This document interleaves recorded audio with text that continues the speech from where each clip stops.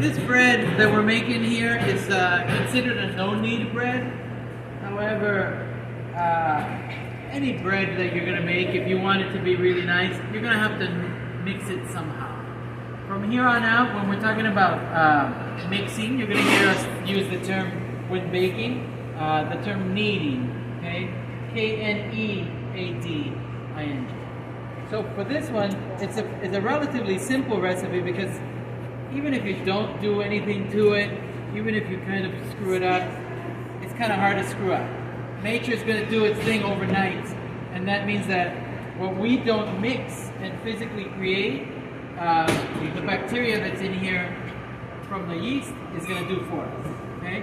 So, in any case, very important that what we have is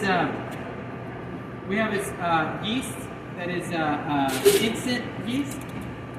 You don't want to combine your yeast with the salt, okay? Because you will kill it. Honey is going to be the food source, or part of it, for your yeast. When that yeast eats the sugar, it's going to burn carbon dioxide as a byproduct, giving us gas, giving us flavor, giving us air, and so on. Okay? When it eats the carbohydrates, it's going to turn that into sugar. It eats it, burps as a byproduct, CO2, gives us gas, lightness, flavor. This is going to be one that we're going to leave overnight. More than that. Usually 14 hours for this one is good. So if it's cold in here, then it's going to get super active, which is fine. This is what we would call the straight dough method. And we're going to start to do a lot more baking. So whenever you see straight dough, especially in other baking classes, you're not going to get necessarily like step-by-step instructions. They're going to tell you straight dough. And from here on out, if they say straight dough, that means that they want you to get all your dry ingredients to one side, all your wet to the other, and then you're going to add one to the other. Okay?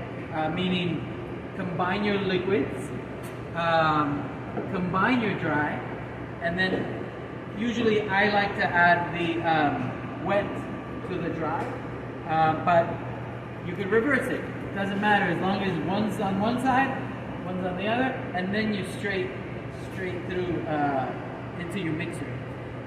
So for the yeast, you can put it in your water just to dissolve it a little bit, and the yeast, you want to give it a little chance to wake up, okay?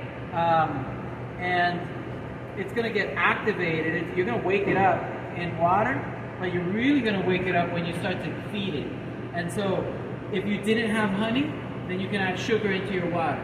10 minutes from now, you're going to come back and this should start to look like foamy. If it is looking foamy, you start to smell something that smells like the production of beer, maybe. That's going to tell you that it's alive.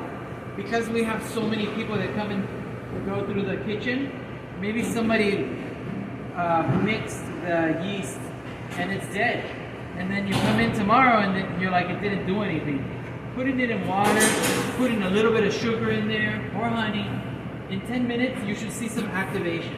And then tomorrow, 14 hours from now, whatever, you don't come in and you're like, what happened, right? Maybe somebody put the yeast next to the heat source and they killed it, okay? So I like to keep them separate. I do like to sort of wake it up a little bit with some of that honey.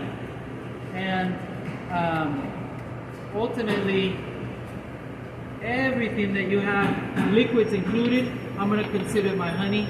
In this case, part of my liquid goes into the same container. Okay? So 10 minutes later, we come back. Nice. We're good to go. I don't like to put the salt into my liquid because again, I don't want to kill that yeast. So that's where we're at. All of your ingredients can be combined, including your oil. Now, you're going to put this into a hotel pan and you're going to use a lot of oil. Focaccia, this is Ligurian style focaccia, the style of Liguria in Italy. And if you've ever had Pizza Hut, or if you've ever had some deep dish pizza where the crust is sort of absorbed some of that grease, it's almost like a sponge, right? It's very similar to that. But we're using a good quality oil. I've told you from the beginning not to use anything that is too strong, cut with extra virgin. And you can see this is in a green container. It smells a lot stronger. For this one, we want to use a significant amount of oil. And how much? I'm putting enough oil to coat the bottom and the sides of my vehicle. Okay, so this you want to grease up. The idea is that overnight we want to come in and see this like elevated. Okay, it's going to be super bubbly. When you store it, put a sheet pan underneath because sometimes it overflows. Like right now it's really hot and this week has been hot. It might be super active, so it's gonna like overflow like dish soap in a sink. Anyways, at this point, now we can mix in our salt. And here you can mix it in with your hands. I just don't ever like it to be in contact with it. Some people I already saw put the yeast right on top of the salt, or the salt on top. It's totally fine. For the most part, this instant yeast, it's pretty forgiving, right? But as a general rule, you don't want to try and get into that habit. This one, you're going to slowly start to add your liquid, and you're going to mix this in a bowl until it all comes together and forms a dough. At that point, you can take those contents, put them in here, cater wrap them, and then go home. It's like that simple. But if you really want to know how to make an even better focaccia, every 30 minutes you take your dough and you want to just stretch it a little bit. You want to lift it and then sort of tuck in the legs underneath, and then do that every 30 minutes. And then we let it go overnight. That's about all the mixing that we need to do.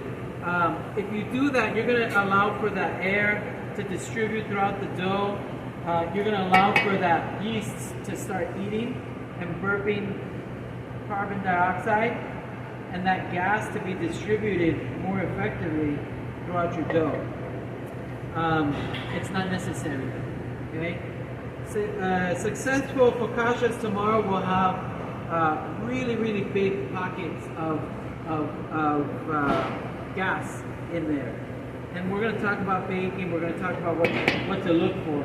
But this one is it's a pretty forgiving recipe. It's a pretty delicious recipe, and I think you'll enjoy it. It's not very difficult, okay? But you can't really overmix it. You still want to know what you're looking for.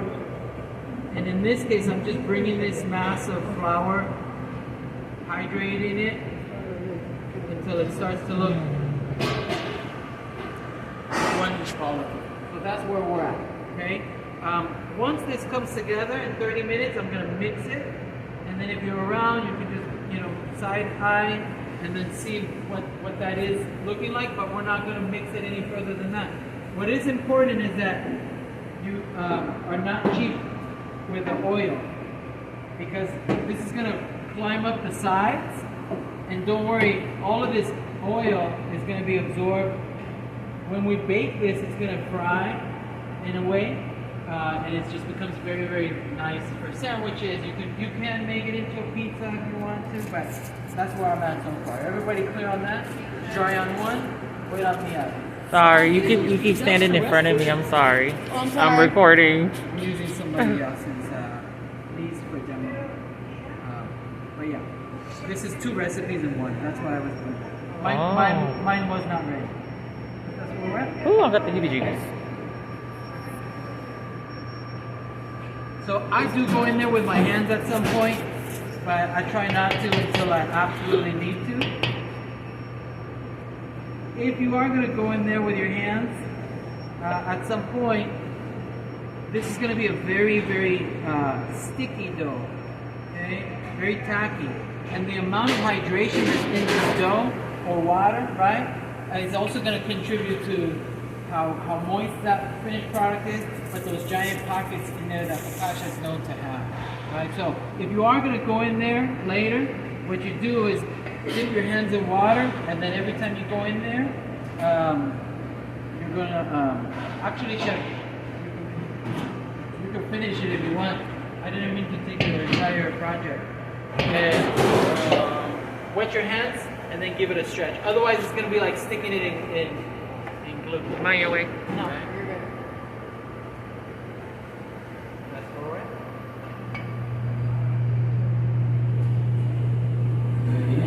Yeah, chef. Sorry, chef. It's the thing. I have another one there that Jocelyn's preparing. If you want to use that, so that you don't.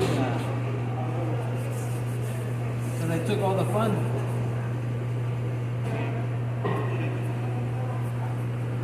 Now the honey is gonna add color, but you could equally just add sugar, and it would be the same. Same.